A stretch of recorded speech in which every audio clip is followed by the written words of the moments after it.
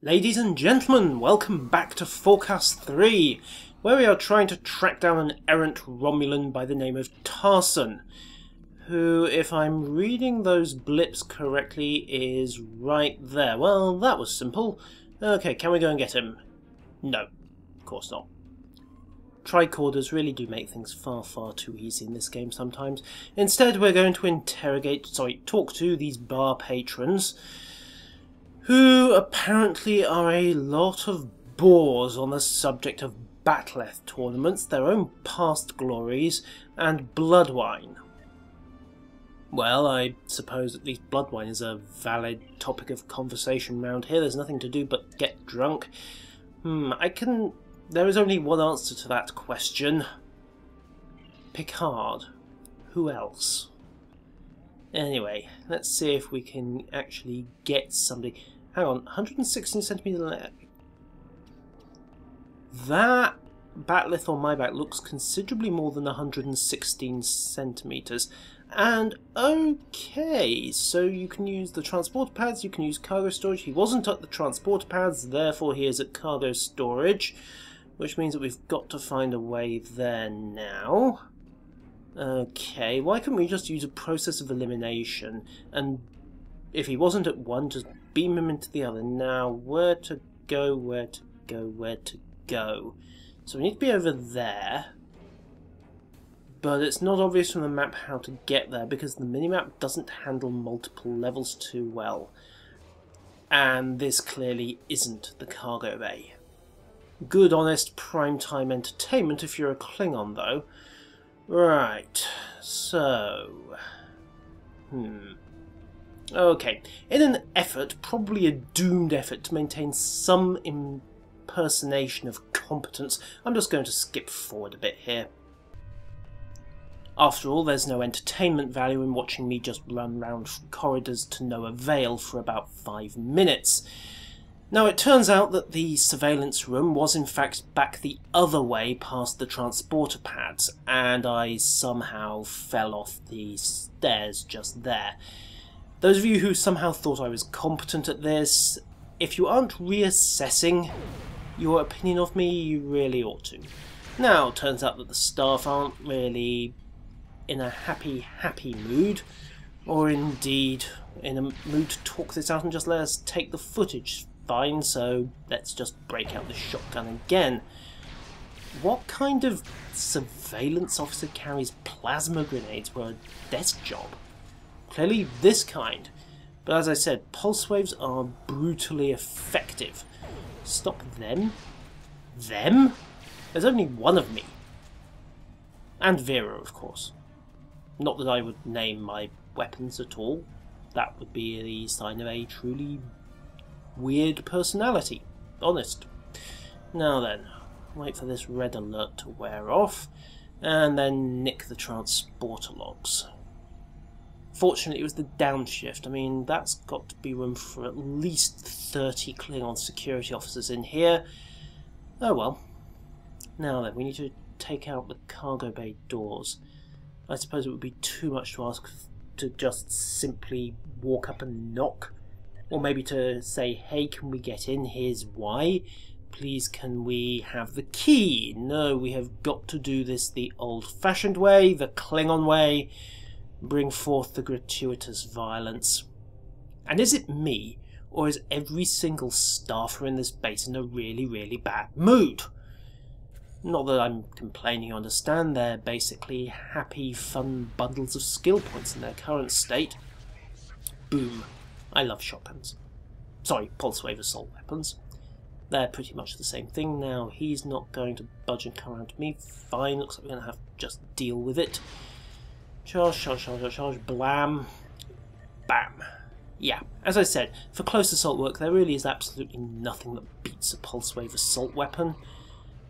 As and when we wind up against Borg, this plus a sniper rifle will pretty much be the default setup, and that's really an issue for many episodes from now, assuming the season even gets that far. So I think we've cleared the room, made enough noise to wake the dead in the process, but with a bit of luck we should be able to take the power offline somewhere. Where's this Oh, terrific. Why? Oh well. Just another glob fly on the road. Oh hum. Kill him off. Let's just do this quickly and efficiently. Aim mode for a bit of extra damage. X if you're not familiar with the toggle switch for that. Slows down your movement, zooms your camera in, although you can zoom it straight back out. Now, where's this console? Is it in here? You'd think it would be, because we had to deal with a few guys that were in here. No, apparently it isn't.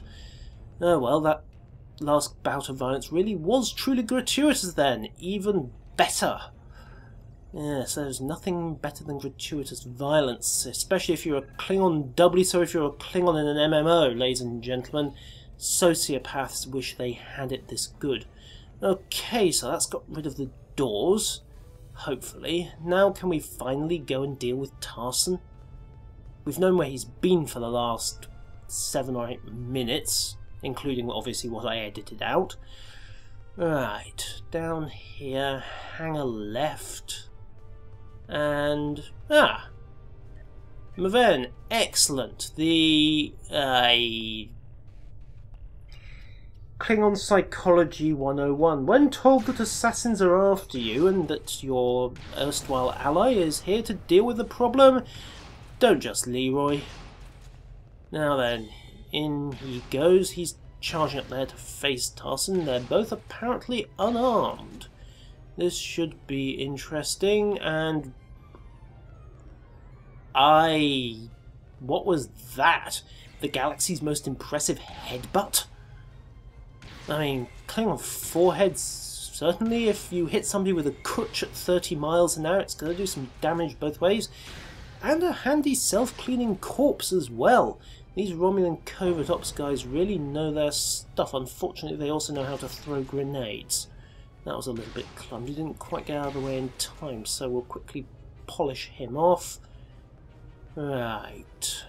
I suppose we'd better go see if Maven the idiot can be saved. Doesn't look like it. No, he can't. Oh dear, Worf's gonna be mad, isn't he? Right. So, having conspicuously failed our mission, we are now doomed to try and salvage it. Oh dear. Now, I don't suppose we're going to get a quick route back to the arena from here. Nope, we're going for a run. Oh well. Gives us time to start thinking of a suitable way to explain this debacle to one of the Empire's most legendary warriors. Hey Worf, we completely ballsed up the mission. Your, I suppose, great-nephew's as good a term as any, given that he was Martok's adopted brother, plus or minus, managed to get himself killed with a headbutt of unsurpassed and epic power. He will be truly welcomed in Sto-vo-kor as the champion of the headbutt, if he doesn't wind up in Grethor as the weak of cervical vertebrae. Cervical. Cervical is something else completely different, and probably not something you would wish to imply a male Klingon warrior had. Anyway, so cervical vertebrae. Clearly, because that was the only way you could explain him killing himself by headbutting a Romulan. Right, well, Worf's taking it well. Of course, Drex is going to be hacked off too, but we'll deal with that later. Okay, so we have the option of fighting in the Bat'leth tournament. Well, it's not really an option, is it? It's kind of, yes, you can do this, or you can explain to the Lady Sorella how you failed to protect her grandson. And bear in mind that it will be your fault. Maven was a noble of the House of Martok, and you weren't. Therefore, it will be we who carry the can if it goes wrong. Alright, now where's the ref? Okay, he's off to the side there. Just soak up the ambience for a little. The sportsmanship. The enthusiastic crowd. The stench of blood. Right then. Hang on, I thought transporters didn't work in this arena? Oh well, at least we've got Worf cheering us on. The old dude can really move when he wants to. Right, bring on the fight. Standard melee, so 3 to knock him back, then just unleash the 1-2-1 combos, and begin piling up the dots on top of that. Smack, smack, bang. Okay, so we could break away at this point, leave and just accept 3rd place, but you know what? No Klingon, no true warrior would accept such a meagre performance. So it's back to the referee. And yes, I suppose, well, I'm not sure how you could use it as a farming implement. Maybe for harvesting that asparagus. Let's face it, a couple of good swipes. Granted, you need both hands to do the job properly. Oh well, let us continue. The House of Untark. We're really racking up the enemies this time, aren't we? Okay, we got 3 punches in before he even managed to unsheath his bat'leth. So, same old, break out the combos, stack up both dots, 1-2-2 and 2-1-1, then just a slice 1-2-1, and ooh, shiny!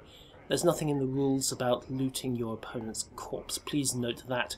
And besides, that was clearly a forbidden weapon he was carrying in the ring. It is ours by right. Allegedly. Maybe. Right then. I still want to know how they're transporting those people in and out of the ring. Anyway. Oh, lovely. House of Jumpok. So we're taking on and going to be doing our best to kill or severely incapacitate one of the Chancellor's direct blood relatives. This can't possibly have consequences, can it? I mean, he won't regard this as an insult to his family, or a blood oath that we're basically handing them their backside on a plate. Ouch! Fortunately she missed, or a foot to the left and our own house would have been short of air. Right, so that is that. Champion standing, and 3 noble houses, including the Chancellor's, now with extra reason to hate our guts on a deeply personal level. Well, at least the crowd's happy. Pity we couldn't get some side bets going on this, though. Now, so we've got to... Oh, I see, so we're heading back to the bridge. Except we've got to leave this area first, which is a little bit clunky. And despite what that looks like, no, that wasn't Worf punching us in the face. Undoubtedly deserved though it might be. Now then, this is actually quite nicely done. This is a very useful way to double up on the visit the bridge area. Because, of course, if you're in the Starfleet campaign path, you haven't really got a good reason to visit your bridge until you decide to go there. You're never really sent there by a mission. Although, for some reason, they were too cheap to put a view screen in this, so I have no idea how we see our foes in battle. Or do we even really need to? We're Klingons. Presumably we can smell them, or hear them, or we just pull the trigger and if we hit it, it must have been an enemy. Little ready room there, obviously gratuitous amounts of personal weaponry, and the turbo lift here. Now then, crew deck.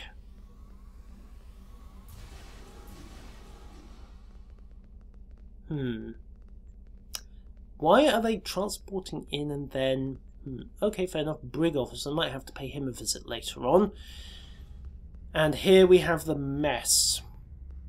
Purveyors of fine live gach, blood wine, rokek blood pie.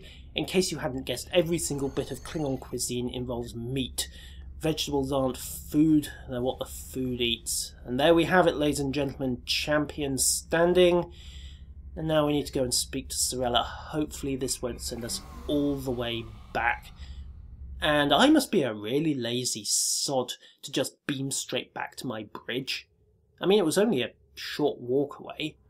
Right, course for Kronos. Dum-de-dum-de-dum, swing away from the forecast system. Does everybody have my personal com code? Ugh, very well. We'll get the VOVWE code because that will actually stay useful, unlike the various gear options you get given. For those of you who aren't familiar with it, this is the equivalent of the SS Azure com code. So in effect, it allows you to call in mail, bank and vendor access once every 2 hours, and for some reason it didn't take first time, although that may just have been lag. Sometimes the servers have been a little ropey off days. We have our first duty officers, our first round of loyal crew. Good God, they really sent us the dregs, didn't they? So join me next time, ladies and gentlemen, when we will be attempting to turn them into something vaguely productive. Until then, farewell.